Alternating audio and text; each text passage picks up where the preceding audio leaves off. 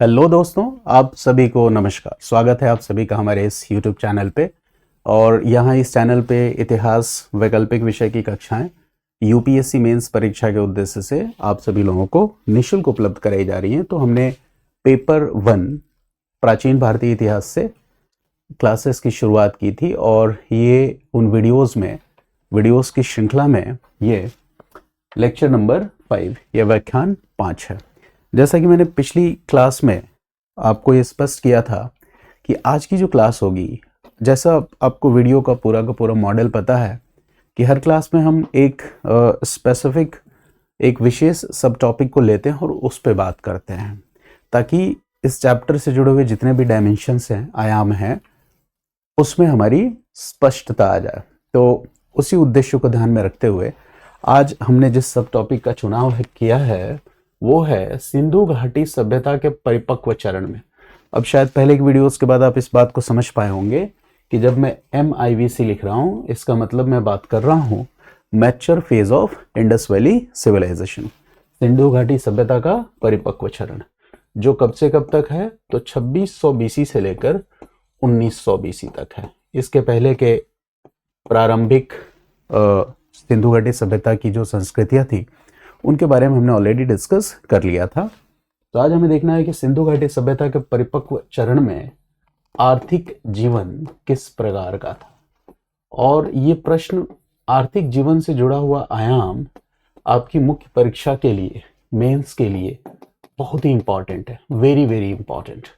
इससे अक्सर प्रश्न पूछे भी जाते हैं, कभी कभी सीधे ही प्रश्न पूछ लिए जाते हैं और कभी कभी इनडायरेक्ट क्वेश्चंस, ऐसे प्रश्न भी पूछ लिए जाते हैं जो प्रत्यक्ष नहीं होते हैं, लेकिन कहीं ना कहीं इस टॉपिक से हमारा जुड़ाव होता है, उससे प्रश्न का जुड़ाव होता है। तो अब सिंधु घाटी सभ्यता के आर्थिक जीवन को पढ़ने के दो तरीके हैं। या तो हम सीधा सीधा आर्थिक जीवन के सभी पक्षों का अध्ययन कर लें, लेकिन ऐसा करने में एक समस्या है। अगर हम सीधा सीधा आर्थिक जीवन से जुड़े हुए पहलुओं को पढ़ते हैं और कहीं भी कोई भी थोड़ा सा जटिल प्रश्न यानी क्वेश्चंस को थोड़ा सा ट्विस्ट कर देगा अगर पेपर में, तो फिर आंसर लिखना हमारे लिए मुश्किल हो जाएगा। और क्वेश्चन को ट्विस्ट करने का पर्पस ये होता है क्वेश्चन सेटर का कि वो बच्चों की उस कैपेबिलिटी को एग्जामिन कर सके, उस क्षमता को एग्जामिन कर सके कि उसने जब इस चैप्टर को पढ़ा है तो इस चैप्टर के एसेंस से वो फैमिलियर है कि नहीं।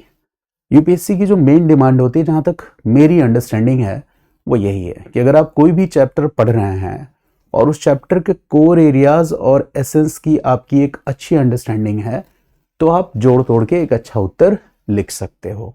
यहाँ पे कोई भी ऐसा कोई मॉडल आंसर जैसा कोई स्टैंडर्डाइज्ड पैमाना नहीं है। ये आपकी क्रिएटिविटी पे डिपेंड करता है कि आप आंसर्स को किस तरह से सही डायरेक्शन में लिख सकते हैं। और मैं बार बार कहता हूं कि आंसर राइटिंग जो है, उत्तर लेखन, उसके पहले संकल्पनाओं की समझ होनी बहुत जरूरी है। केवल उत्तर लेखन ही नहीं, किसी भी पुस्तक को पढ़ने के पहले भी कॉन्सेप्ट्स या संकल्पनाओं की समझ बहुत जरूरी है। जब तक हमारी संकल्पनाओं की समझ नहीं रहेगी तो हम उलझते रहेंगे, प्रश्नों में भी उलझेंगे, पाठ्य पुस्तकें भी हमें जटिल प्रतीत होंगी। तो उसका सीधा सा तरीका है कि एक कॉन्सेप्ट को, छोटे छोटी संकल्पनाओं को हम तोड़ के समझें। तो चलिए, सिंधु घाटी सभ्यता का आर्थिक जीवन, यहां से हम शुरुआत करने जा रहे हैं। तो देखो, एक बात तो स्पष्ट है कि चाहे हम व्यापार वाणिज्य की बात करें, समृद्ध दशा की बात करें व्यापार वाणिज्य की, हर हाल में, चाहे शिल्पों के विविधीकरण की बात कर लो, आप डाइवर्सिफिकेशन ऑफ क्राफ्ट्स की बात कर लो, हर हाल में एक चीज इंपॉर्टेंट है। व्यापार वाणिज्य चाहे लोकल हो या अंतर्राष्ट्रीय हो, स्थानीय हो या अंतर्राष्ट्रीय हो, हर चीज की शुरुआत या जेनेसिस कहां से होती है तो कृषि से होती है। एग्रीकल्चर जो होता है ये बैकबोन होता है। ये हमको पता है कि इकोनॉमी में सबसे इंपॉर्टेंट क्या है, agriculture. Agriculture is the backbone, agriculture backbone है। यानी आगे चल के भविष्य में एम फेज ऑफ IVC जो है, मैच्योर IVC, सिंधु घाटी का सभ्यता का चरण, यहाँ पे जो प्रथम नगरीकरण की अवस्था दिखेगी, तो उस प्रथम नगरीकरण के बेस में जो सबसे इंपॉर्टेंट फैक्टर है, जो सबसे महत्वपूर्ण फैक्टर है, वो कौन सा है? कृषि का है। इस बात से हम इग्नोर नहीं कर सकते। तो देखो, सवाल के पूछे जाने के दो एरियाज हैं। पहला, एक तो आर्थिक जीवन से सीधा सीधा सवाल पूछ लो, प्रथम नगरीकरण से सीधा सीधा सवाल पूछ लो, या फिर प्रथम नगरीकरण या आर्थिक जीवन का जो जेनेसिस है, जो रूट है, जो कि एग्रीकल्चर है, यहां से आप प्रश्न पूछ लीजिए। दूसरी संभावना क्या बनती है कि ये नगरीय क्रांति है। तो नगरीय क्रांति है तो सिंधु घाटी सभ्यता में हम क्या देखेंगे? महत्वपूर्ण नगरों की स्थिति देखेंगे। महत्वपूर्ण नगरों की स्थिति, महत्वपूर्ण नगरों की स्थिति है। और ये बड़े नगर हैं, बड़े शहर हैं। जैसे सिंधु घाटी सभ्यता के महत्वपूर्ण नगरों में हम हड़प्पा की बात कर लें, मोहनजोदारो की बात कर लें, कालीबंगन की बात कर लें, धौलावीरा की बात कर लें, लोथल की बात कर लें, सुतकेंगुडोर की बात कर लें, ऐसे बहुत सारे महत्वपूर्ण नगरों की स्थिति है। इसलिए हम इसको प्रथम नगरीकरण, फर्स्ट अर्बनाइजेशन भी कहते हैं। लेकिन कभी भी किसी भी नगरीय सभ्यता का जो विकास होगा, उसके केंद्र में हमेशा ग्रामीण या कृषक संस्कृति ही होगी। यानी यहां पे देखो, यहां पे जो नगरीय सभ्यता, सिंधु घाटी सभ्यता में, यहां पे नगरों में कैसी सभ्यता होगी? नगरीय सभ्यता होगी। तो इस नगरीय सभ्यता के केंद्र में हमेशा ही कैसी संस्कृतियां होंगी? तो इस नगरीय सभ्यता के केंद्र में हमेशा ही हम कह सकते हैं कि कृषि या ग्रामीण संस्कृतियां होंगी। कृषि संस्कृतियां, है ना, या हम कृषि समुदाय भी लिख सकते हैं, कृषि संस्कृतियां, या इसको हम क्या लिख सकते हैं? कृषक समुदाय।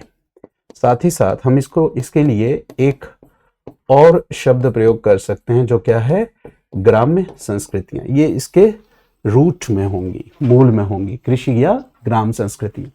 यानी कि ये जो सुपर स्ट्रक्चर बन रहा है, चाहे वो प्रथम नगरीकरण का हो, या फिर हम कहें कि समृद्ध व्यापार वाणिज्य का हो, समृद्ध व्यापार वाणिज्य का हो, जिसमें स्थानीय या अंतर्राष्ट्रीय व्यापार हो, ये जो भी दशाएं बन रही है, जो भी बिल्डिंग, जो भी सुपर स्ट्रक्चर बन के तैयार हो रहा है, इस सुपर स्ट्रक्चर के बेस में जो चीजें हैं वो क्या है? यही है, यानी कृषि, कृषि समुदाय और कृषक संस्कृतियां।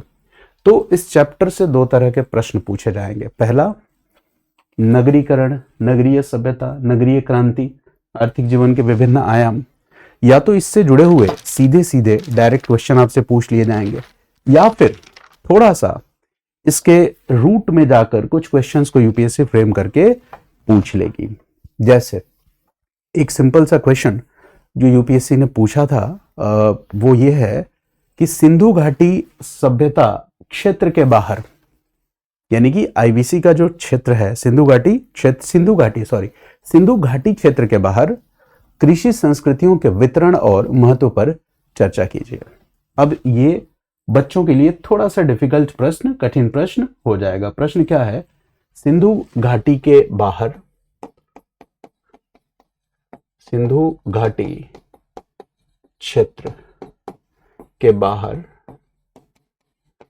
कृषि संस्कृतियों,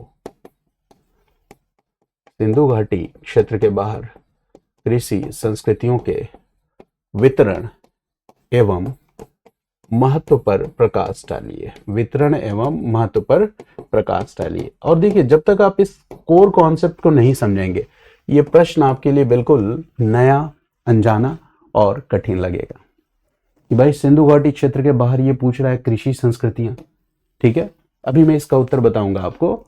तो देखो, कृषि संस्कृतियों की बात की है इसने। इसके पहले की वीडियो में मैंने क्या बताया था? प्रारंभिक हड़प्पाई संस्कृतियों की बात की थी ना, जिसमें हमने बलूचिस्तान की संस्कृतियों की भी बात की थी, याद है?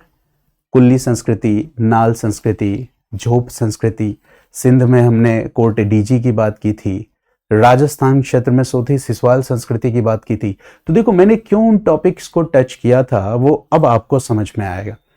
इसलिए मैं कहता हूं, मेरी क्लास पूरी तरह से अगर आप वीडियो देखते हैं, और साथ ही साथ यहाँ पे तो मैं सॉल्यूशंस भी डिस्कस करूंगा, तो मुझे नहीं लगता है कि आप अपने क्लास नोट्स प्रॉपर बना लीजिए वीडियो को देख के, और वो सफिशिएंट होगा। इस बात की मैं आपको एक तरह से एश्योरेंस दे सकता हूं, क्योंकि आप जितना मेहनत करेंगे उससे कई गुना ज्यादा काम मैंने अपने लेक्चर्स पे किया होता है। तो देखो, अब सिंधु घाटी क्षेत्र के बाहर कृषि संस्कृतियों के वितरण और महत्व, तो जैसे ही ये वर्ड आए तो यहाँ पे जो कीवर्ड्स हैं वो आपको समझ में आने चाहिए। ये कह रहा है कृषि संस्कृतियां। अब देखो, इन्हीं कृषि संस्कृतियों में एक कृषि संस्कृति है जिसको हम कहते हैं मेहरगढ़, मेहरगढ़ की कृषि संस्कृति। और मेहरगढ़ बहुत ही इंपॉर्टेंट है, मेहरगढ़ बलूचिस्तान। कुल यहाँ पे कृषि संस्कृतियों के 7 चरण देखे गए हैं और ये कहा जाता है कि सिंधु घाटी सभ्यता में जो हमें विकास दिखता है, ठीक है, मेहरगढ़ की कृषि संस्कृति जो है न्योलिथिक फेज से लेकर नवपाषाण काल से लेकर, मतलब उसी में पूर्व हड़प्पाई काल, फिर प्रारंभिक हड़प्पाई काल, फिर परिपक्व हड़प्पा चरण और उसके बाद ताम्र पाषाण युगीन संस्कृतियों तक मेहरगढ़ कृषि संस्कृतियों की निरंतरता है। मेहरगढ़ की कृषि संस्कृतियों के महत्व से भी जुड़ा हुआ एक बार एक प्रश्न पूछा गया है कि मेहरगढ़ की कृषि संस्कृतियों का महत्व बताएं।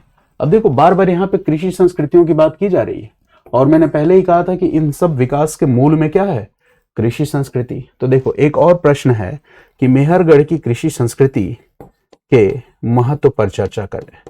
मेहरगढ़ की कृषि संस्कृति के महत्व पर चर्चा कीजिए। तो फिर से यहाँ कृषि संस्कृति आ गई। तो ये 2 प्रश्न आपने देखे, है ना।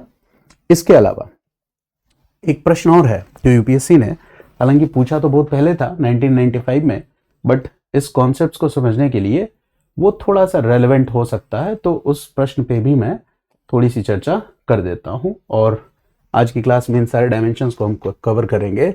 जैसे एक और प्रश्न है यूपीएससी का, वो प्रश्न ये है कि सिंध और बलूचिस्तान में, आप लिख सकते हैं प्रश्न को कि सिंध और बलूचिस्तान में, मैं क्वेश्चन को एज इट इज लिख रहा हूं जैसा कि पेपर में पूछा गया है। सिंध और बलूचिस्तान में सिंधु घाटी सभ्यता के आरंभिक पूर्वांश स्थलों, सिंध और बलूचिस्तान में सिंधु घाटी सभ्यता के आरंभिक पूर्वांश स्थलों, सिंधु घाटी सभ्यता के आरंभिक पूर्वांश स्थलों या ग्रामों, आरंभिक पूर्वांश स्थलों या ग्रामों का इस सभ्यता की उत्पत्ति को समझने में, इस सभ्यता की उत्पत्ति को समझने में क्या महत्व है, इस सभ्यता की उत्पत्ति को समझने में क्या महत्व है, उत्पत्ति को समझने में क्या महत्व है।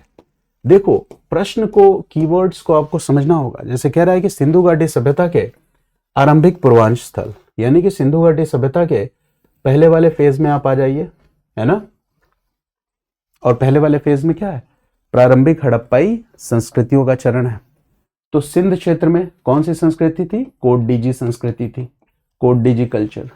बलूचिस्तान में क्या था, मैंने बताया था कुल्ली था, नाल था, क्वेटा था और क्या था, झोप या झोप संस्कृति थी। तो कह रहा है कि इसका इस सभ्यता की उत्पत्ति को समझने में क्या महत्व है। पहले की क्लास में मैंने हिंट दिया था कि ये जो संस्कृतियां हैं जो यहाँ पे पाई जाती हैं, वो कहीं ना कहीं जो लोकल ओरिजिन या इंडिजिनस ओरिजिन का कॉन्सेप्ट है कि सभ्यता की उत्पत्ति अचानक नहीं हुई, एक दीर्घकालिक सांस्कृतिक विकास का परिणाम थी, इस बात को समझने में सहायक है। लेकिन इस बात को जब हम सब्सटेंशिएट करेंगे तो थोड़ा बहुत बताएंगे कि सिंध की कैसे एग्रीकल्चरल कम्युनिटीज थी, सिंध में जो एग्रीकल्चर था, कृषि था या पशुपालन था, या मृदभांड की संस्कृतियां थी, है ना। और जैसे सिंध की जो कोटडीजी संस्कृति है कितनी महत्वपूर्ण है, मैच्योर फेज की जो सिंधु घाटी की सभ्यता है उसकी आरंभिक पाठशाला के रूप में है। तो ये सारी बातें हम बताएंगे, यानी कि इस बात की अंडरस्टैंडिंग बहुत जरूरी है कि जो नगरीय सभ्यता बनने में जो रूट कॉज है वो क्या है ना। तो यहाँ पे आपको कृषि संस्कृतियों की समझ तो विकसित करनी होगी कि वो कौन सी कृषि संस्कृतियां हैं। बहुत कुछ मैंने पहले पढ़ाया है प्रारंभिक हड़प्पाई चरण में, और आज की क्लास में जब मैं बताऊंगा तो वो चीजें कनेक्ट हो जाएंगी एक दूसरे से। इसके अलावा कभी कभी आपकी बेसिक अंडरस्टैंडिंग से जुड़े हुए प्रश्न भी यूपीएससी में पूछ लिए जाते हैं। जब मैं बेसिक अंडरस्टैंडिंग से जुड़े हुए प्रश्न की बात कर रहा हूं तो उन प्रश्नों में, जैसे बेसिक अंडरस्टैंडिंग से जुड़े हुए प्रश्न ये हो सकते हैं कि जैसे मान लीजिए कि एक क्वेश्चन है कि सिंधु घाटी सभ्यता के जो परिपक्व चरण में हम देखते हैं कि अधिकांश हड़प्पाई शहर या नगर जो हैं इनकी स्थिति कहां पर है? अर्धशुष्क क्षेत्रों में है। तो ऐसा क्यों है? अब ये क्या है? ये एक बेसिक अंडरस्टैंडिंग से जुड़ा हुआ प्रश्न है, जहां पे आप अगर आपको एक बेसिक आइडिया है तो आप इसका उत्तर आसानी से लिख लेंगे कि सिंधु घाटी सभ्यता के अधिकांश स्थलों की स्थिति अर्धशुष्क और अर्धशुष्क क्षेत्रों में क्यों है, इसके पीछे कारण क्या है। तो ये आपकी एक बेसिक ज्योग्राफिकल अंडरस्टैंडिंग से जुड़ जाता है कि सिंधु घाटी सभ्यता, इंडस वैली सिविलाइजेशन के अधिकांश स्थलों की स्थिति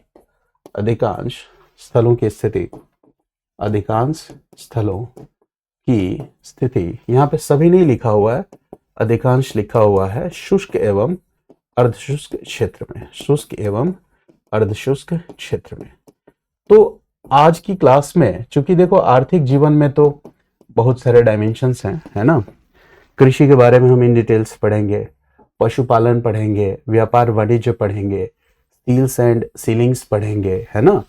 कृषि में भी किस तरह की कृषि होती थी, एक एक बात की चर्चा करेंगे।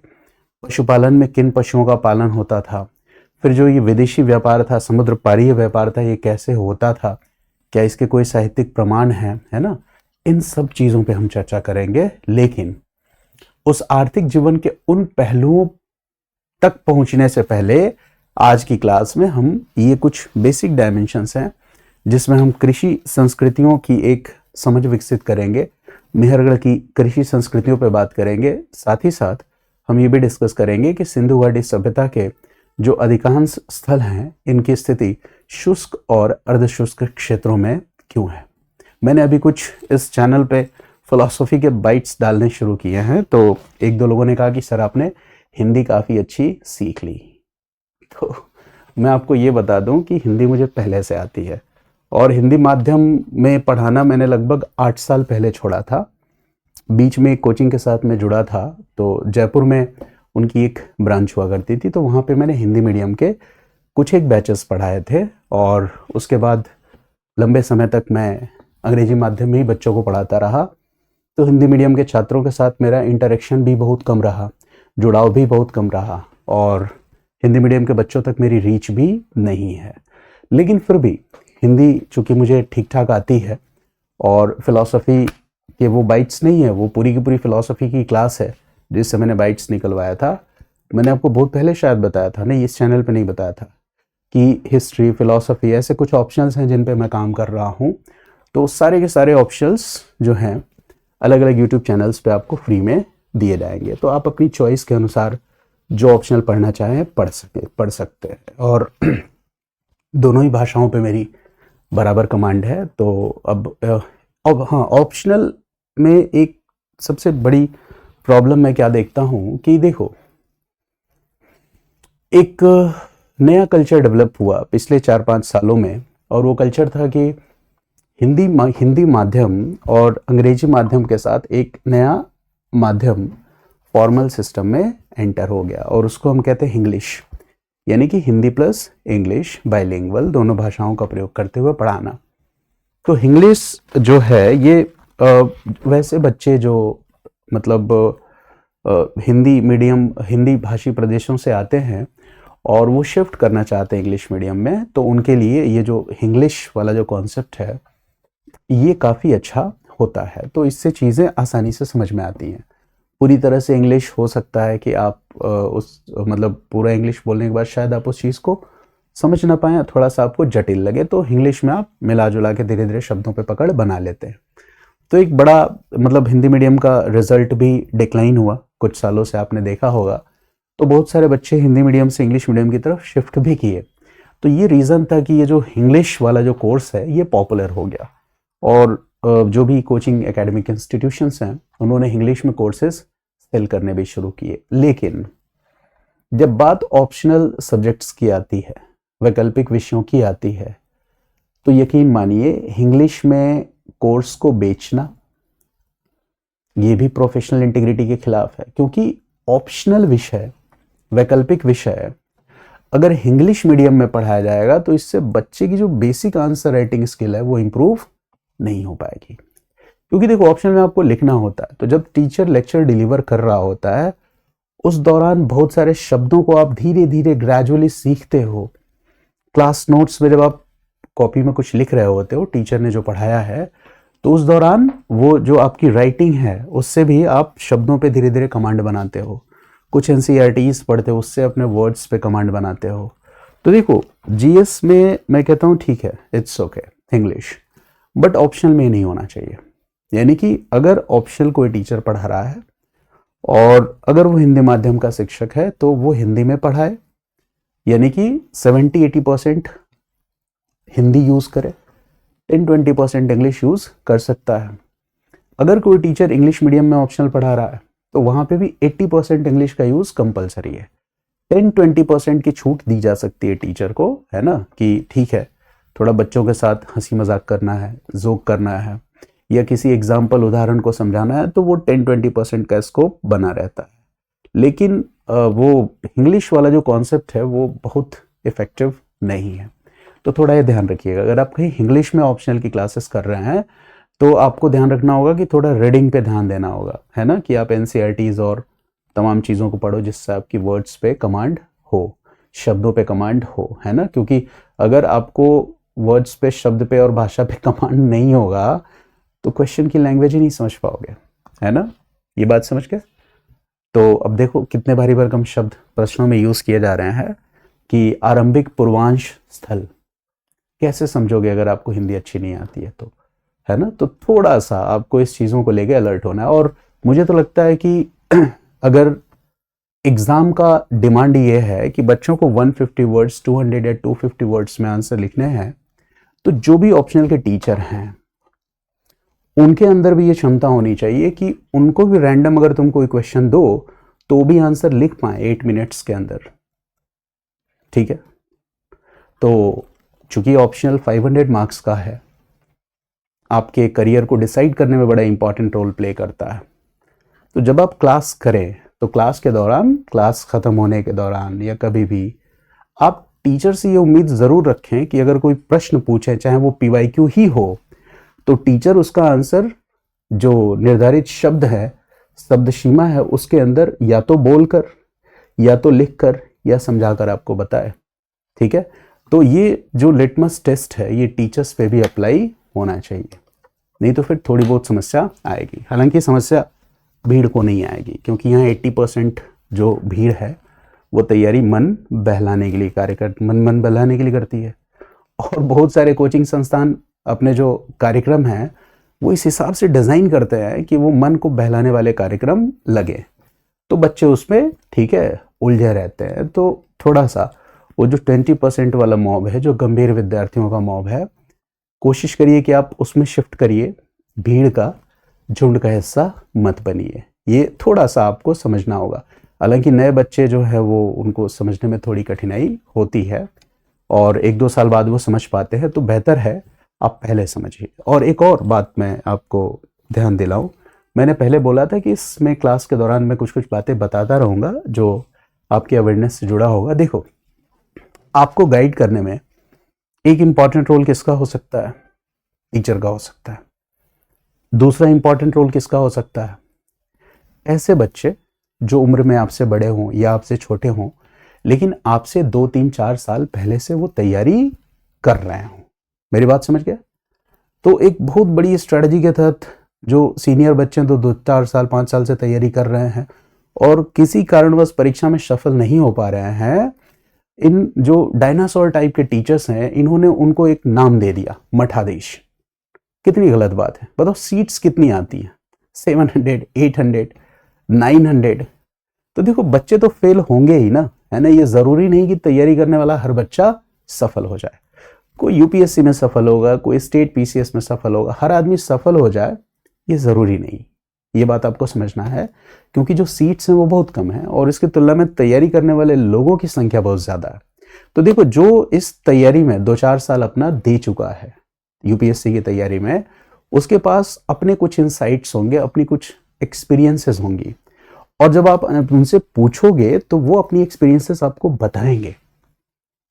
तो ऐसा नहीं है कि हर वो बच्चा जो आपसे सीनियर है वो आपको गलत ही गाइड करेगा, ऐसा नहीं है। बहुत सारे ऐसे बच्चे हैं जो आपको सही गाइड करेंगे, है ना। बट लंबे समय तक लोगों ने उनको मठाधीश कहना शुरू कर दिया कि ऐसे बच्चों से बच के रहो। नहीं, आपको उन बच्चों के संपर्क में रहना है, वो आपको बताएंगे कि कैसे आपको अलर्ट रहना है, वो मिस्टेक्स नहीं करनी है जो उन्होंने किया, जिसकी वजह से उनको ज़्यादा समय लग गया।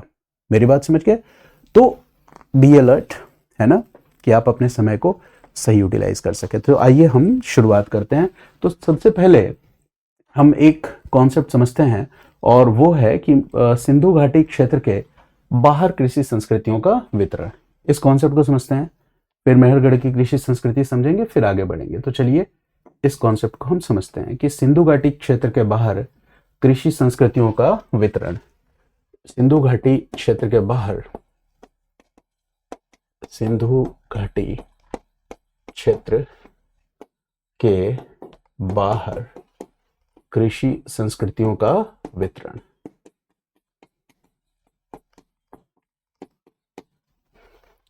कृषि संस्कृतियों का वितरण। अब देखो क्या है सिंधु घाटी क्षेत्र के बाहर कृषि संस्कृतियों का वितरण। अब आप अपने कॉमन सेंस को अप्लाई करिए। जैसे अगर हम कह रहे हैं कि सिंधु घाटी क्षेत्र, यहां लिखा है सिंधु घाटी क्षेत्र के बाहर, तो यहां दो संभावनाएं बनती हैं, है ना। पहला हमने लिख दिया यहां सिंधु घाटी क्षेत्र, तो एक तो हमने लिख दिया सिंधु घाटी क्षेत्र। सिंधु घाटी क्षेत्र, हम बात किसकी कर रहे हैं? कृषि संस्कृतियों की। सिंधु घाटी क्षेत्र। दूसरी तरफ कह रहे हैं सिंधु घाटी क्षेत्र के बाहर, यानी सिंधु घाटी क्षेत्र के अतिरिक्त अन्य कौन सी कृषि संस्कृतियां हैं, इसकी हम बात करेंगे। जैसे देखो सिंधु घाटी क्षेत्र में जो कृषि संस्कृतियां हैं, वो कृषि संस्कृतियां विकसित हुई और उन्होंने क्या किया, धीरे धीरे नगरीय स्वरूप ग्रहण कर लिया। तो जब सिंधु घाटी क्षेत्र के कृषि संस्कृतियों की बात करते हो, तो वो संस्कृतियां विकसित होकर हड़प्पा का शहर बन गई, मोहनजोदाड़ो का शहर बन गई, ऐसे बहुत सारे शहरों में तब्दील हो गई, है ना। और वहीं दूसरी तरफ हम क्या देखते हैं कि जब हम अन्य क्षेत्र की बात करते हैं, तो अन्य क्षेत्र में जैसे मैंने एक क्षेत्र जो आपको पहले बता दिया, पहले वहीं से शुरुआत करूं। एक क्षेत्र की मैंने बात की थी, वो थी बलूचिस्तान। तो बलूचिस्तान में भी कृषि संस्कृतियों की विद्यमानता थी, मैंने बताया था, क्योंकि बलूचिस्तान में मैंने आपको प्रारंभिक हड़प्पाई संस्कृति बताया था, ठीक है, जिसका विस्तार हमने 3500 बीसी से लेकर 2600 बीसी तक देखा था। और बलूचिस्तान में मैंने आपको बताया था कि यहाँ जो कृषि संस्कृतियां हैं वो कौन सी हैं, तो कुल्ली संस्कृति है, इसी तरह से नाल संस्कृति है। हिंदी में मैं लिख दे रहा हूं, नहीं तो कुछ बच्चों को शिकायत होगी कि मैं अंग्रेजी शब्दों का प्रयोग कर रहा हूं। तो कुल्ली संस्कृति है, नाल संस्कृति है, ऐसे ही हमने देखा था क्वेटा संस्कृति, ऐसे ही हमने देखा था झोप या झोप संस्कृति। ये तो ऑलरेडी मैं आपको बता चुका हूं ना, सिंधु घाटी क्षेत्र के बाहर कृषि संस्कृतियां। तो कृषि संस्कृतियों का सिंपल मतलब है कि जो अर्ली फेज है, प्रारंभिक हड़प्पाई संस्कृति का फेज है, वहां पे कोई कृषि समुदाय है, वहां पे घरों की बसावट है, घरों का विन्यास है, पशुपालन है, या कोई मृदभांड है, पॉटरी है, इन सब चीज़ों की एक बेसिक अंडरस्टैंडिंग होना जो ऑलरेडी हमारे पास है, या उनकी अगर कोई शवधान रीतियां हो, या शिल्प वहाँ पे किस तरह के हैं, है ना, इस बात की आपको समझ होना। क्या वो सिर्फ पाषाण के उपकरण बना रहे हैं या फिर धातु के उपकरण भी बना रहे हैं, तांबे बना रहे हैं या फिर तांबे के साथ साथ कांसे का भी प्रयोग कर रहे हैं, इन सभी चीज़ों की हमें समझ होनी चाहिए। एक और संस्कृति की मैंने बात की थी, वो सिंध क्षेत्र में एक हमने कोट डेजी की भी बात की थी, कोट डेजी की भी बात की थी, कोट डेजी की भी बात की थी। ये किस क्षेत्र में हमने बात की थी? तो सिंध क्षेत्र में, आपको ध्यान आया। फिर हमने एक और क्षेत्र की बात की थी, वो क्या थी? राजस्थान। राजस्थान और पंजाब वाला क्षेत्र जो था, यहां पे एक संस्कृति की हमने बात की थी, सोथी सिसवाल संस्कृति। सोथी सिसवाल संस्कृति। तो देखो कितने हमने कॉन्सेप्ट्स जोड़ दिए यहां, पहला, दूसरा, तीसरा, ये ऑलरेडी हमने पढ़ रखा है। अभी हाल फिलहाल में मैंने एक और कृषि संस्कृति की बात की थी, और वो कृषि संस्कृति कौन सी थी? तो वो कृषि संस्कृति थी मेहरगढ़ की कृषि संस्कृति, जो बहुत ही इंपॉर्टेंट है। मेहरगढ़ की कृषि संस्कृति, इसको तो हम अलग से भी देखेंगे, और इस मेहरगढ़ की कृषि संस्कृति को हम किस क्षेत्र से जोड़ के देख सकते हैं? तो बलूचिस्तान से। देखो बलूचिस्तान क्षेत्र पहले भी मैंने लिखा हुआ है, बलूचिस्तान क्षेत्र लिखा हुआ, तो इन संस्कृतियों के साथ इनका जुड़ाव है। इसके बाद और अगर हम आगे बढ़े हैं, है ना, तो जैसे कुछ और इंडस वैली सिविलाइजेशन के साइट्स का आपने नाम सुना होगा। जैसे आपने नाम सुना होगा चिरांद का, आपने नाम सुना होगा कोल्डिवा का। नहीं सुना होगा अगर इस क्लास में आप पहली बार पढ़ रहे हैं तो इसलिए नहीं सुना है क्योंकि अभी हमने मैपिंग की क्लास नहीं प्रैक्टिस की है।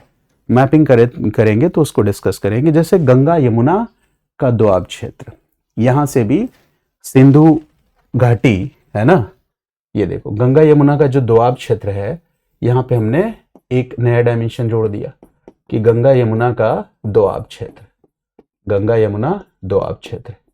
ये भी हो गया सिंधु घाटी क्षेत्र के बाहर। और यहां से भी कृषि संस्कृतियां मिली हैं, उनको हम किससे जोड़ सकते हैं? तो उनको हम जोड़ सकते हैं चिरांद से, उनको हम जोड़ सकते हैं कोल्डिवा से। ठीक है। अच्छा, क्या इसके बाहर भी कृषि संस्कृतियां हो सकती हैं? तो आंसर है हाँ, इसके बाहर भी कृषि संस्कृतियां हो सकती हैं।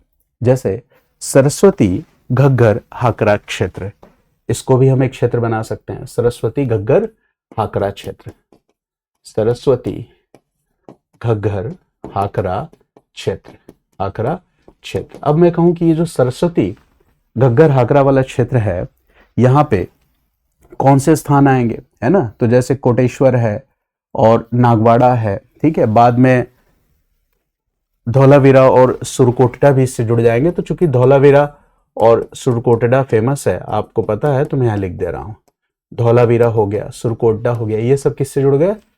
घग्गर सरस्वती हाकरा क्षेत्र से, है ना। इंडस वैली सिविलाइजेशन साइट्स में से आपने दक्षिण भारत की भी कुछ साइट सुनी होंगी, जैसे मस्की, ब्रह्मगिरी, कुरनूल, है ना। तो दक्षिण भारत में भी इससे बाहर कृषि संस्कृतियां हैं, मस्की, ब्रह्मगिरी, कुरनूल। तो हमने यहाँ पे दक्षिण भारत भी लिखा, और दक्षिण भारत में हमने मस्की, ब्रह्मगिरी या कुरनूल की बात की, मस्की, ब्रह्मगिरी या कुरनूल की बात की। इसके अलावा पूर्वी भारत, पूर्वोत्तर भारत, उड़ीसा, यहाँ पे भी कृषि संस्कृतियों को जोड़ के देखा जा सकता है। तो जैसे अगर मैं सीधा ये प्रश्न पूछूं कि सिंधु घाटी क्षेत्र के बाहर कृषि संस्कृतियों के वितरण और महत्व पे प्रकाश डालिए, तो देखो इस प्रश्न में दो चीजें हैं, एक तो सिंधु घाटी क्षेत्र के बाहर कृषि संस्कृतियों का वितरण, और दूसरा क्या है? महत्व। चूंकि मुख्य परीक्षा का प्रश्न है तो बहुत ज्यादा फैक्चुअल आप नहीं बना सकते, तथ्यात्मक नहीं बना सकते, तो ये प्रश्न कोई बहुत डिफिकल्ट नहीं है। अगर आपकी एक बेसिक अंडरस्टैंडिंग है तो आप बताएंगे कि सिंधु घाटी क्षेत्र के बाहर का मतलब है ना, कि हम यहाँ पे गंगा यमुना दोआब के क्षेत्र को ले सकते हैं, बलूचिस्तान क्षेत्र को ले सकते हैं, मेहरगढ़ की कृषि संस्कृतियों को ले सकते हैं, राजस्थान गुजरात में सोथी सिसवाल संस्कृति को ले सकते हैं, सरस्वती घग्गर हाकरा क्षेत्र में धौलावीरा और सुरकोटड़ा जैसे स्थलों को ले सकते हैं, सिंध में कोटडीजी को हम ले सकते हैं, है ना, या गंगा यमुना दोआब क्षेत्र में चिरांद और कोल्डिवा को ले सकते हैं, ऐसे हम बता सकते हैं। दक्षिण भारत में मस्की, ब्रह्मगिरी और कुरनूल को ले सकते हैं। और देखो क्या है, अभी जैसे मैं बता रहा हूं, पहली बार पढ़ रहे हो तो आपको लग रहा होगा कितने सारे फैक्ट्स हैं। एक्चुअली ये ऐसा नहीं है। जब आपको मैं मैपिंग प्रैक्टिस कराऊंगा स्टोन एज और आईवीसी का, तो मैं तो इन सारे साइट्स के बारे में बताऊंगा कि ब्रह्मगिरी क्यों फेमस है, कुरनूल में क्या मिलता है, चिरांद में क्या मिलता है, कोल्डिवा में क्या मिलता है ना, धौलावीरा क्यों फेमस है, सुरकोटड़ा क्यों फेमस है, कहाँ पे इसकी लोकेशन है। तो मैपिंग करने के साथ ही इस क्वेश्चन की बेसिक अंडरस्टैंडिंग तो अपने आप आ जाएगी, है ना। अब देखो क्या है, इसमें कुछ स्पेसिफिक पॉइंट्स भी होते हैं, जैसे कृषि संस्कृतियों की बात की जा रही है तो गंगा यमुना दोआब का जो क्षेत्र है, चूंकि जब आप इसके बाद का चैप्टर पढ़ोगे तो रिलेट कर पाओगे ना। बहुत सारे प्रश्न ऐसे होते हैं जो 2 चैप्टर से जुड़े होते हैं, है ना। तो केवल अगर आपकी पहली चैप्टर की अंडरस्टैंडिंग है तो थोड़ी दिक्कत होती है। जैसे मैंने कहा कि गंगा यमुना और दोआब, गंगा यमुना दोआब के क्षेत्र को आप देखोगे तो वहां की कृषि संस्कृतियों में सबसे खास बात क्या है कि जो चावल आधारित कृषि की प्रारंभिक परंपरा की शुरुआत होती है वो इन्हीं गंगा यमुना दोआब क्षेत्र में होती है। यानी चावल आधारित कृषि की प्रारंभिक शुरुआत कहां पे है? तो गंगा यमुना दोआब क्षेत्र में देखी गई है चावल आधारित कृषि की प्रारंभिक शुरुआत। और यही गंगा यमुना दोआब क्षेत्र जब हम वैदिक संस्कृति को पढ़ेंगे 1500 बीसी से 600 बीसी के टाइम में, तो ये जो गंगा यमुना दोआब क्षेत्र है वैदिक संस्कृति के एक प्रमुख क्षेत्र के रूप में उभरेगा। यानी इस गंगा यमुना दोआब क्षेत्र की सांस्कृतिक निरंतरता हमें वैदिक संस्कृति के प्रमुख क्षेत्र के रूप में देखने को मिलती है। इसके अलावा जब हम बात सरस्वती, हक्कर, घाघरा क्षेत्र की बात करेंगे, तो यहाँ पे जो कृषि संस्कृति में सबसे महत्वपूर्ण अनाजों की अगर हम संस्कृति बात करें, तो यहाँ पे जो मोटे अनाज हैं, है ना, मोटे अनाज पर आधारित कृषि सबसे महत्वपूर्ण है ना। तो आप ये जो घग्गर हाकरा वाला क्षेत्र है, यहाँ पे क्या है, मोटे अनाज पर आधारित कृषि संस्कृति हमें देखने को मिलती है। ठीक है। इसी तरह से अगर हम बलूचिस्तान क्षेत्र की बात करें, है ना, तो बलूचिस्तान क्षेत्र किस चीज को दिखला रहा है, प्रारंभिक काल में कई सारी कृषि संस्कृतियां यहाँ पे रही है, कुल्ली रही है, नाल रही है ना, झोब रही है, क्वेटा रही है। उन संस्कृतियों के बीच आपस में क्या रहा है, एक संपर्क रहा। दक्षिण भारत की कृषि संस्कृतियों की अगर आप बात करें, तो दक्षिण भारत की कृषि संस्कृतियां किस लिए जानी जाती हैं, तो देखो वहां पे भी बाजरा और रागी पर आधारित कृषि, फूड ग्रेन स्टोरेज, अनाज भंडारण की स्थिति के लिए जानी जाती हैं।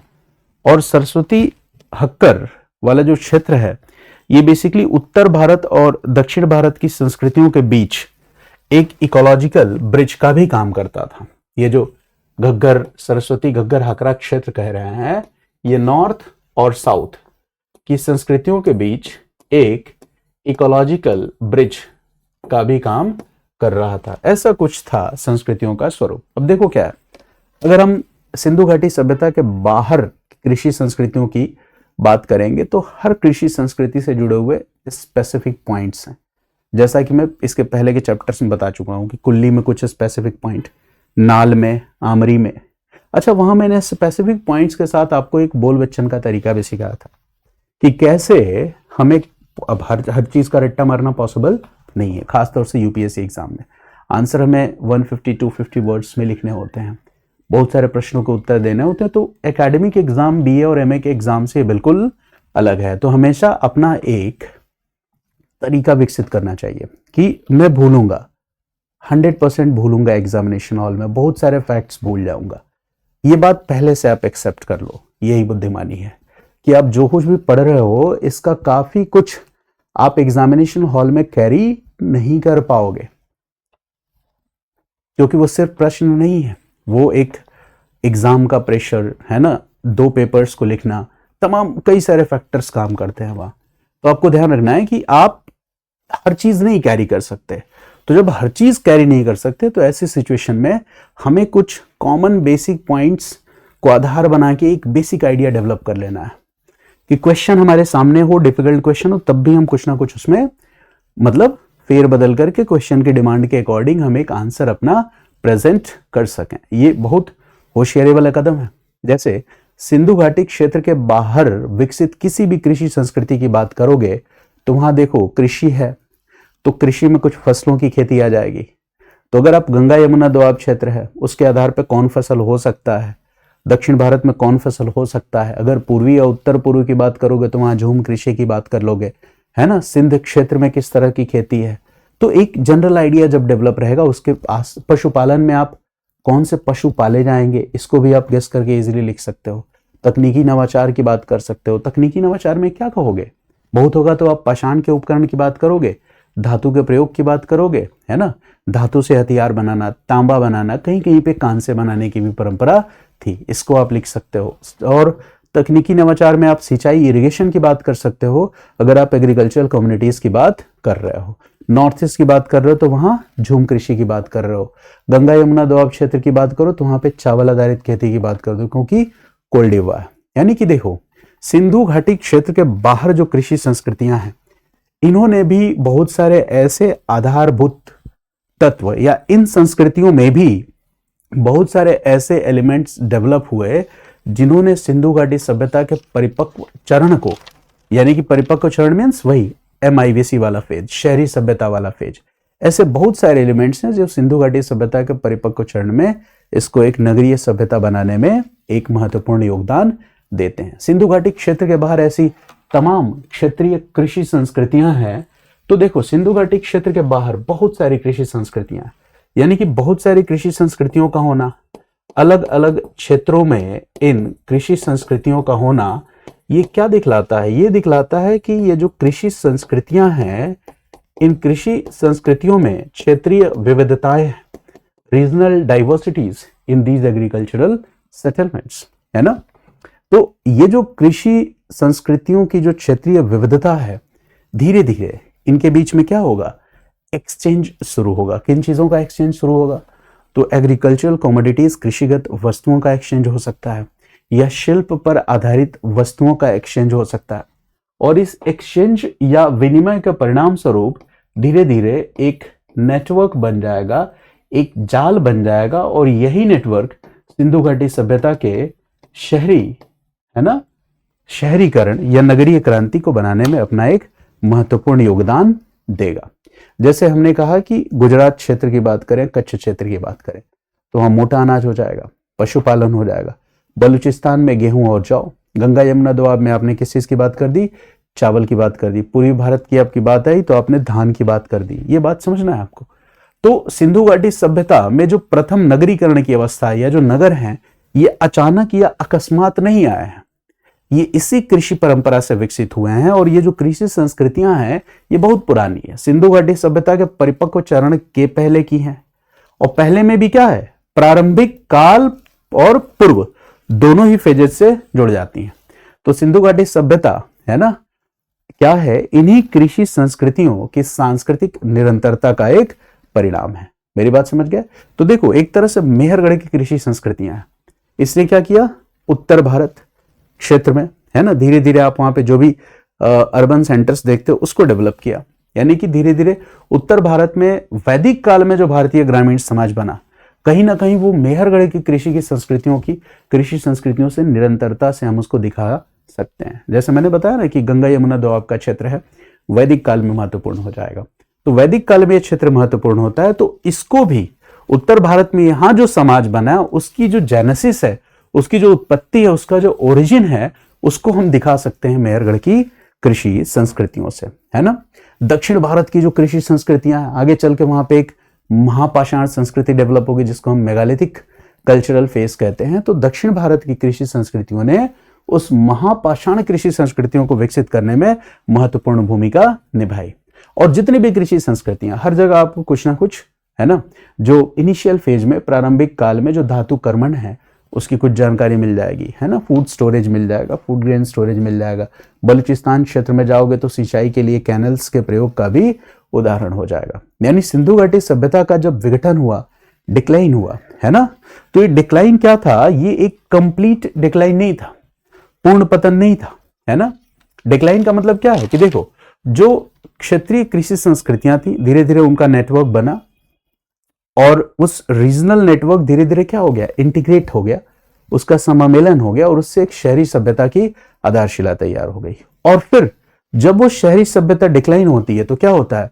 वो जो रीजनल नेटवर्क इंटीग्रेट हुआ था, क्षेत्रीय नेटवर्क का समामेलन हुआ था, वो नेटवर्क दोबारा टूट गया, और फिर छोटी छोटी अलग अलग जगहों पर ग्रामीण संस्कृतियों की विद्यमानता रही। इसीलिए जब सिंधु घाटी सभ्यता के पतन का विचार विद्वान देते हैं तो कहते हैं सिंधु घाटी सभ्यता के पतन का अर्थ है सिंधु घाटी सभ्यता के नगरीय अवस्था का पतन।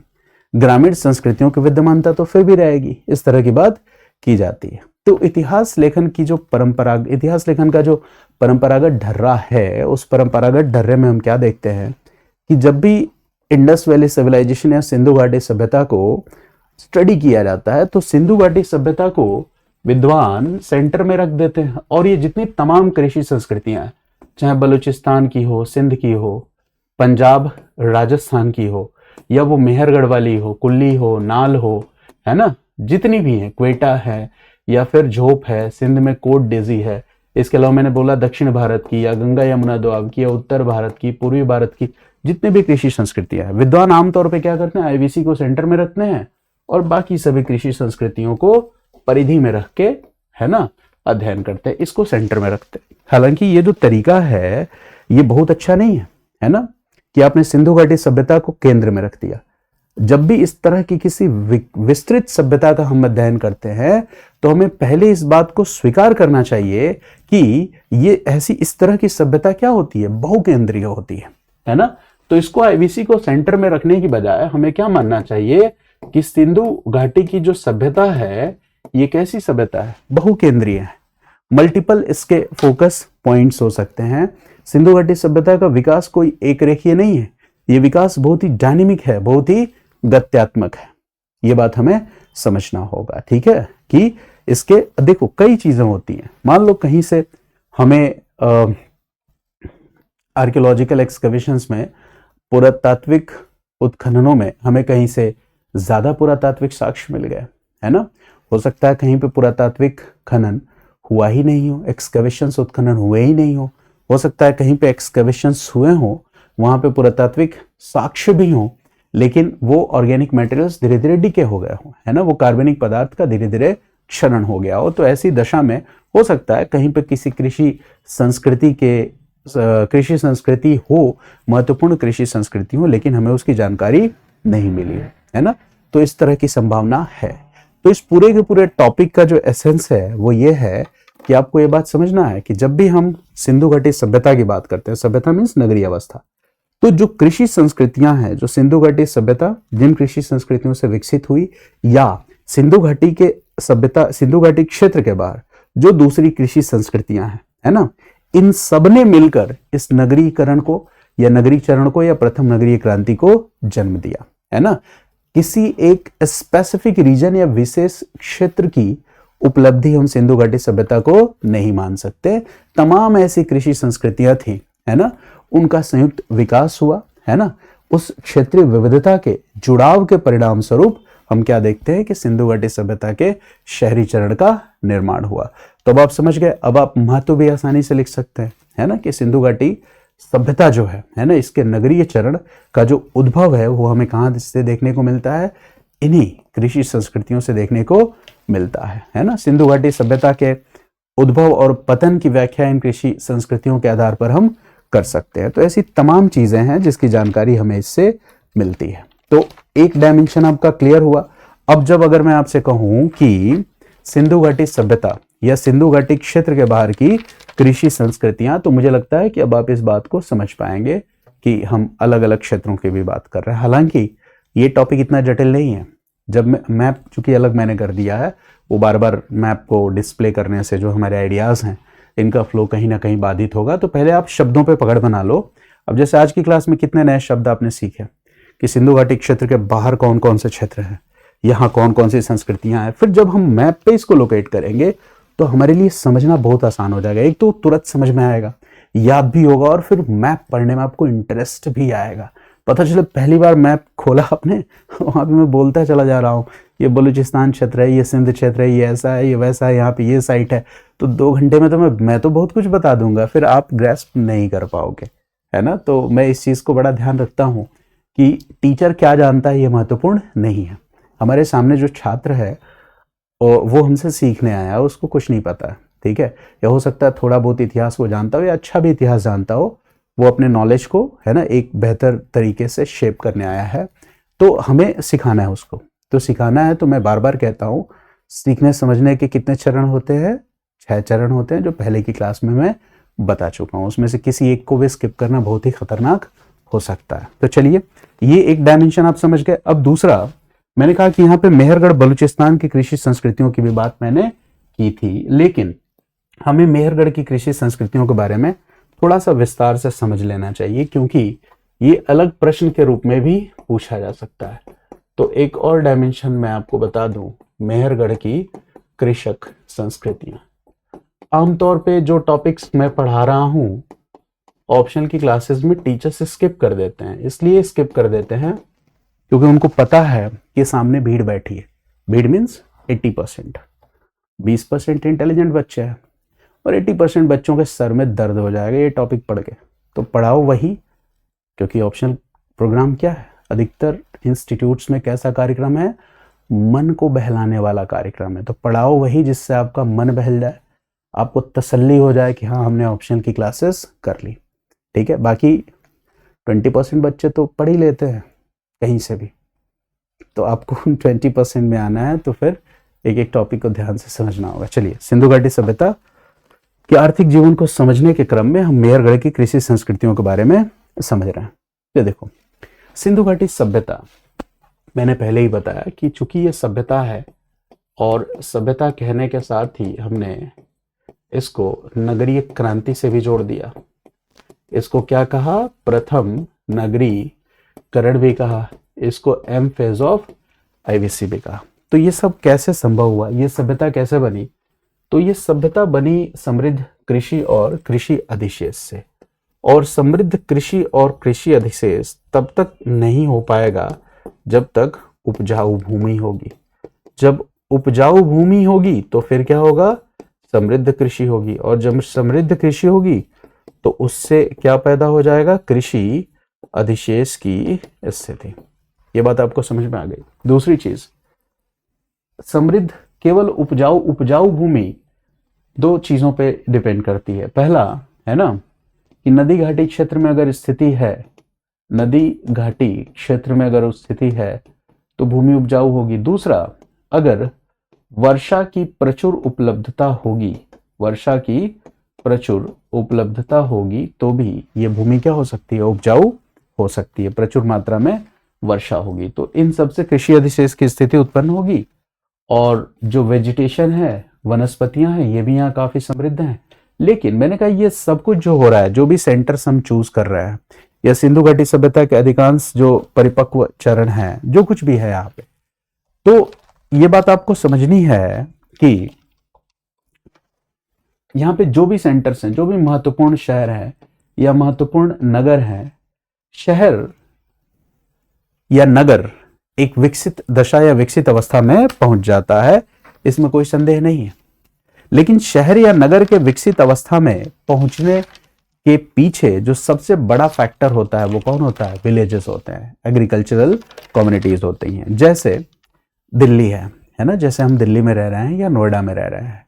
आप ये बताओ कि जो रूरल एरियाज है, ग्रामीण क्षेत्र हैं, है ना, वहां से जो भी सप्लाई है अगर वो कट कर दी जाए कुछ दिनों के लिए, तो क्या शहर रह पाएंगे? नहीं। क्या शहरों में आर्थिक गतिविधियां या व्यापारिक गतिविधियां बहुत ही इफिशिएंटली, बहुत ही दक्षता के साथ संचालित हो पाएंगी, सुगमता के साथ संचालित हो जाएंगी? तो आंसर होगा नहीं। ये आपको ध्यान रखना है। तो ठीक उसी तरह से ये जो सिंधु घाटी सभ्यता के जो बड़े बड़े शहर हैं, ये ऐसे ही नहीं बन गए हैं। बहुत सारी कृषि संस्कृतियां हैं, उनके नेटवर्क के जुड़ने से ये बने हैं। और उन्हीं कृषि संस्कृतियों में जो एक कृषि संस्कृति है जो मेहरगढ़ है, जो पाकिस्तान के बलूचिस्तान प्रांत में है, बोलन दर्रे के पास, तो उस इन्हीं कृषक संस्कृतियों में एक संस्कृति है मेहरगढ़ की कृषि संस्कृति। एक मेहरगढ़ गुजरात में भी है ना। तो ये जो मेहरगढ़ की कृषि संस्कृति है जो पाकिस्तान के बलूचिस्तान प्रांत में है, इस कृषि संस्कृति का बड़ा ही इंपॉर्टेंट रोल है, बड़ा ही महत्वपूर्ण रोल है। और इसलिए इंपॉर्टेंट रोल है क्योंकि यहां पर अगर हम सांस्कृतिक विकास की प्रक्रिया को देखें, मेहरगढ़ में अगर हम सांस्कृतिक विकास की प्रक्रिया की रूपरेखा तैयार करें तो ये सांस्कृतिक विकास हमें पाषाण काल, और पाषाण काल में हम यहां लिख दे रहे हैं नवपाषाण काल, यानी कि नियोलिथिक फेज, ये आके ओवरलैप भी करेगा।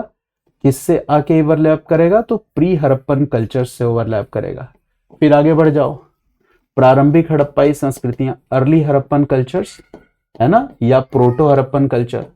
फिर आ गया मैच्योर फेज ऑफ आईवीसी। और फिर ये जो परिपक्व चरण है सिंधु घाटी सभ्यता, इसके डिक्लाइन के बाद, इसके पतन के बाद जो कांस्य युगीन सभ्यताएं हैं, इन कांस्य युगीन सभ्यताओं तक इसकी निरंतरता, इसकी कॉन्टिन्यूटी देखी जाती है। इसलिए ये बड़ा ही महत्वपूर्ण है, ये बात आपको समझना है। और यहाँ पे एक्सकवेशंस हुए हैं, और जो हमारे आर्कियोलॉजिस्ट्स हैं, इन्होंने जब एक्सकवेशंस किया तो यहाँ के लोगों के जीवन को समझने की कोशिश की, है ना, सांस्कृतिक दशाओं को समझने की कोशिश की। तो अलग अलग काल में सांस्कृतिक विकास के अलग अलग परिणाम मिले। जब भी मैं सांस्कृतिक विकास कहूं, इसका मतलब कृषि की दशाएं, पशुपालन की दशाएं, शिल्प कर्म की दशाएं, व्यापार वाणिज्य की दशाएं, शवधान रीतियां, ऐसे जोड़ के आपको देखना है कि लोगों का जीने का तरीका, स्टाइल कैसा था। तो उनको कुल 7 चरण, मतलब समझो इतनी रिच कल्चर है मेहरगढ़ की कृषि संस्कृतियां कि वैज्ञानिकों ने पुरातत्वविदों ने कुल 7 चरणों की बात की। कहीं कहीं पे 7 स्तर भी लिखे रहते हैं, तो इसमें कंफ्यूज नहीं होना है। और उन्होंने कहा कि सिंधु घाटी सभ्यता, अगर दक्षिण एशिया की बात करें तो सबसे बड़ी सभ्यता कौन सी हो गई? सिंधु घाटी सभ्यता। और दक्षिण एशिया में, भारतीय उपमहाद्वीप में, अगर हम सबसे पुरानी, सबसे प्रारंभिक किसी कृषि संस्कृति की बात करें, है ना, जहां पे एक सेटल्ड हैबिटेशन था, है ना, अस्थाई निवास था, अस्थाई ग्राम संस्कृति जैसी कोई चीज अस्तित्व में थी, तो पुरातत्वविदों ने कहा कि वो मेहरगढ़ ही है ना। यानी कि सिंधु घाटी सभ्यता के परिपक्व चरण में, मैच्योर फेज ऑफ आईवीसी में जो नगरीय क्रांति हमें देखने को मिलती है, कहीं ना कहीं इसका जो सांस्कृतिक अवशेष, जड़े या बीज हैं, वो हमें कहां देखने को मिलते हैं? ये जो नगरीय चरण है, यहाँ पे जो भी विकास है उसके जो सीड्स हैं, उसके जो बीज हैं, उसके जो वो है रूट्स जो हैं, वो हमें कहां देखने को मिलते हैं? मेहरगढ़ में देखने को मिलते हैं। तो मेहरगढ़, यही रीजन है कि सबसे इंपॉर्टेंट है। मेहरगढ़ में कृषि की एक परंपरा, यहाँ पे जो बसावट थी वो सेटल्ड थी, स्थायी बसावट और ग्राम संस्कृति थी। साथ ही साथ यहाँ पे जो क्राफ्ट्स थे, जो शिल्प थे, है ना, डाइवर्सिफिकेशन ऑफ क्राफ्ट्स था, शिल्प का विविधीकरण था। कहीं ना कहीं आगे तक हड़प्पन सिविलाइजेशन तक, हड़प्पा सभ्यता तक इसकी कॉन्टिन्यूटी है। तो एक तरह से कल्चरल प्रिल्यूड है मैच्योर फेज ऑफ आईवीसी का। ये सांस्कृतिक पूर्व पीठिकाएं हैं सिंधु घाटी सभ्यता के परिपक्व चरण का, जहां पे हमें कृषि से लेकर, पशुपालन से लेकर, शिल्प से लेकर, कला से लेकर, धर्म तक, हर तरह के सांस्कृतिक जीवन के बीज दिखते हैं, जो अंकुरित यहाँ पे हैं और पल्लवित और प्रस्फुटित कहाँ हो रहे हैं? सिंधु घाटी सभ्यता के परिपक्व चरण में, है ना। और ये एक ऐसा प्रमाण है जो कहीं ना कहीं ये दर्शाता है कि सिंधु घाटी सभ्यता का जो विकास था वो स्थानीय हुआ था, क्योंकि उसके ओरिजिन, उसके रूट्स कहां हम दिखते हैं? मेहरगढ़ में देखते हैं, है ना। तो मेहरगढ़ को दक्षिण एशिया में, साउथ एशिया में कृषि की सबसे प्राचीन परंपरा के साक्ष्य के रूप में भी माना जाता है। मेहरगढ़ को mature phase of IVC, Sindhu घाटी सभ्यता के परिपक्व चरण में जो शहरी जीवन है उसकी आप पहली प्रयोगशाला या फर्स्ट लेबोरेटरी के रूप में भी जान सकते हो। तो ये इंपॉर्टेंट है ना, क्योंकि इन सब का हमें सबसे पुराना प्रमाण मिलता है, जिसके आधार पर हम मान सकते हैं कि यहाँ पे सबसे पहले स्थायी कृषि जीवन की शुरुआत हुई। कृषि के आरंभिक प्रमाण मिले हैं। मेहरगढ़ से गेहूं के साक्ष्य मिले हैं, मेहरगढ़ से जौ के साक्ष्य मिले हैं, मेहरगढ़ से दाल के साक्ष्य मिले हैं। मेहरगढ़ में जो कृषि होती थी सबसे पहले, वो सिंचित कृषि, नदी जल पर आधारित कृषि होती थी। मेहरगढ़ की कृषि संस्कृतियां यह दिखाती हैं कि किस तरह से मनुष्य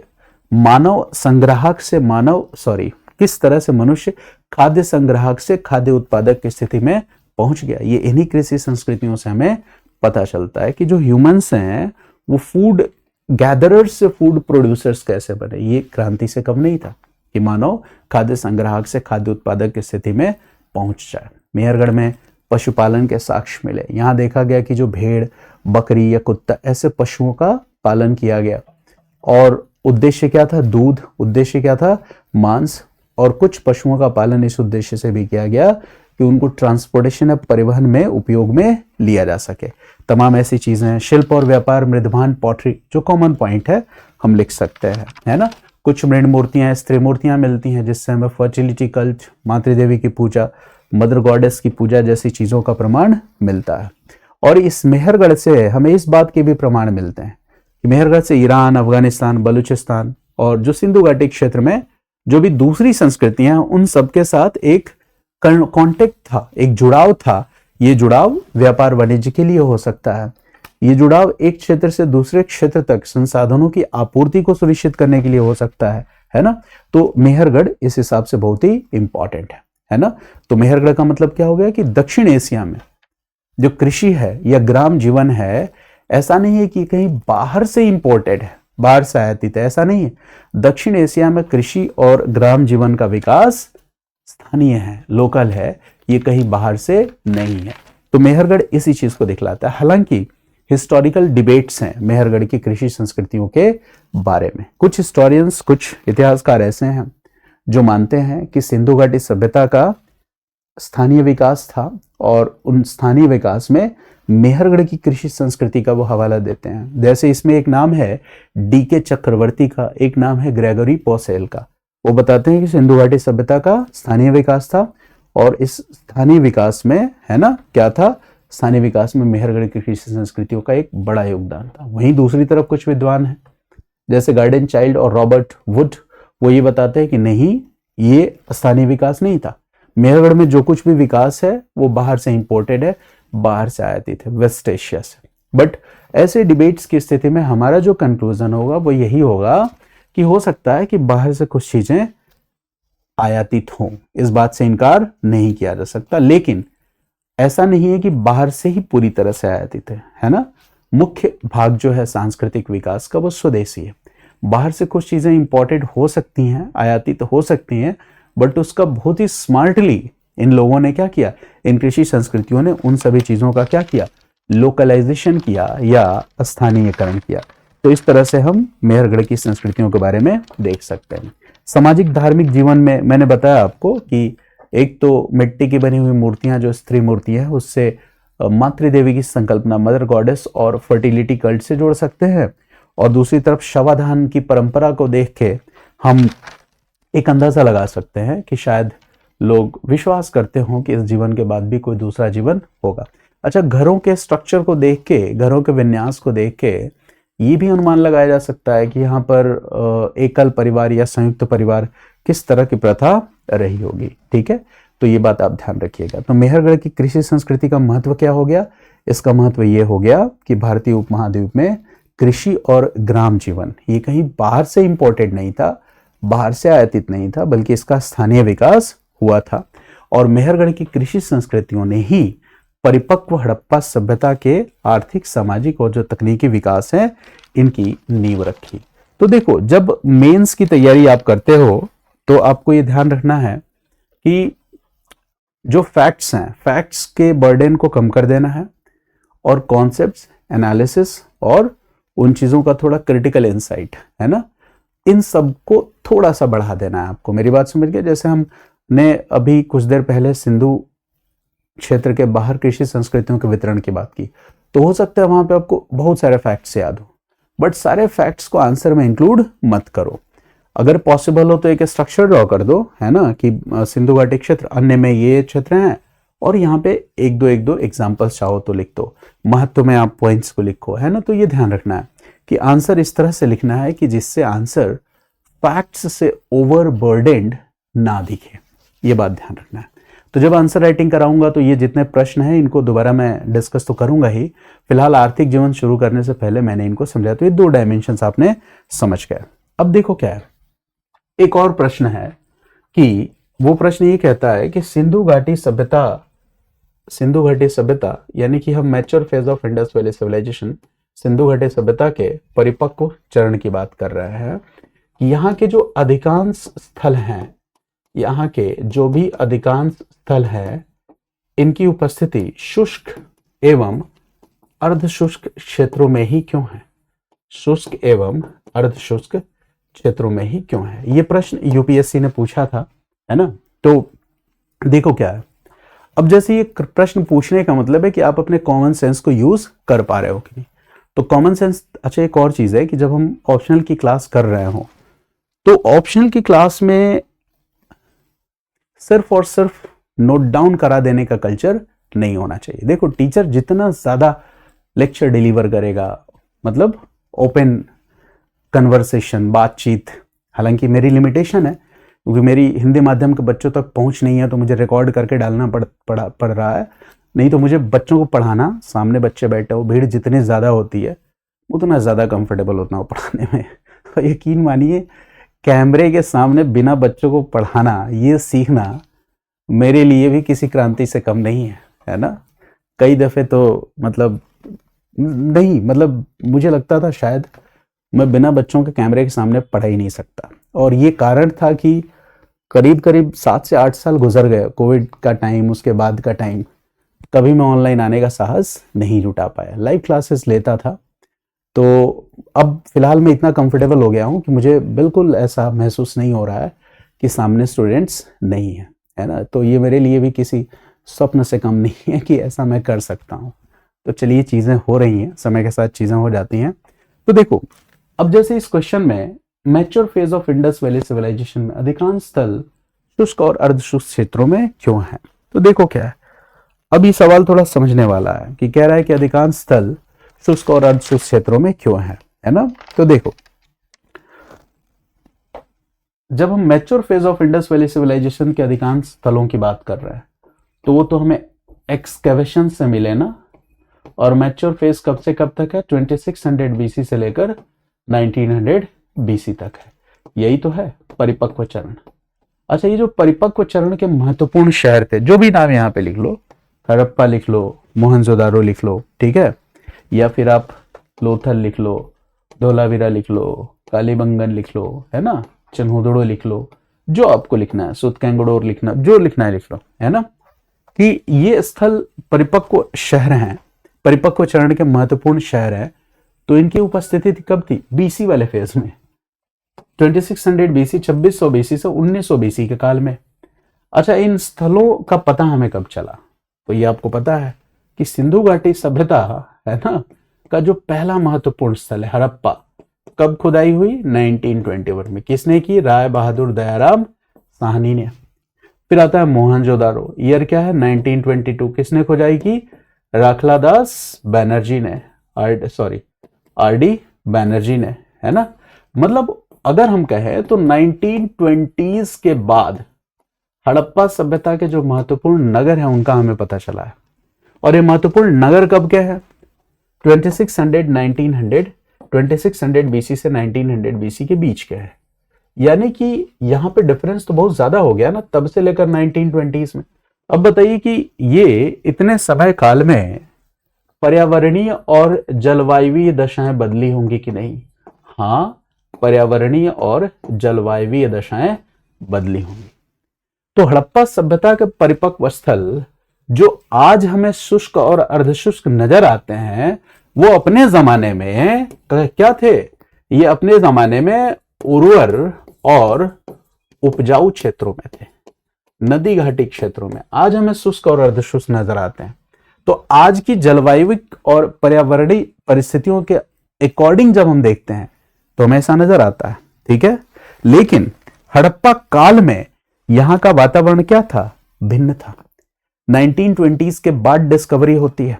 यानी कि देखो, जब हम सरस्वती, घग्गर, हाकरा नदी प्रणाली की बात करते हैं तो देखो, सरस्वती और दृश्यद्वती जैसी नदियां, सरस्वती नदी थी तो कहां थी, किन क्षेत्रों में बहती थी, ये भी आज हमें पता लगाना पड़ रहा है इतिहास में।